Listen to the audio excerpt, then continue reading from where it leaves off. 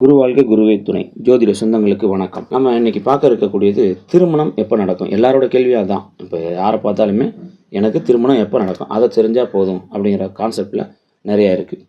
இப்போ ஒரு ஜாதகத்தில் குரு பார்வைங்கிறது ரொம்ப முக்கியம்.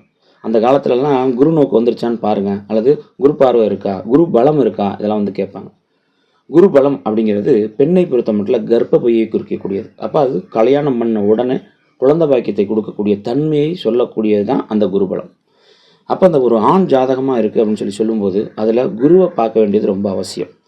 குரு பகவான் ஒரு சேர சுக்கிரன், செவ்வாய், சனி இந்த 3 பேரையும் பார்த்தாங்கன்னு சொன்னால் அந்த பார்க்கக்கூடிய தருணங்களில் அந்த காலகட்டத்தில் அவங்களுக்கு நிச்சயம் கல்யாணம் நடக்கும். அதில் எந்த மாற்று கருத்தும் கிடையாது. காரணம் என்ன அப்படின்னா, சுக்கிரன் என்பது கலத்திர காரகக்கோள், செவ்வாய் என்பது மங்களக்காரகன்.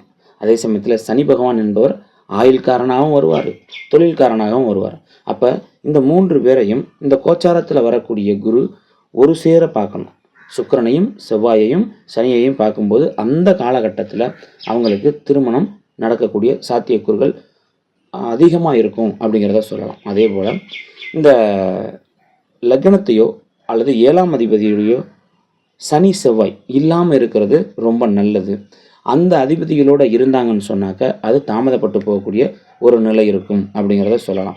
அதே சமயத்தில் இந்த சனி செவ்வாய் சுக்கிரனோட வீட்டில் இருந்து அல்லது வீடு கொடுத்த அதிபதி சுக்கிரனாகவே இருந்து அந்த சுக்கிரனை குரு பார்த்தாலும் திருமணத்துக்கு எந்த தடையும் வராது என்பதுதான் இதில் இருக்கக்கூடிய நிதர்சனமான உண்மை.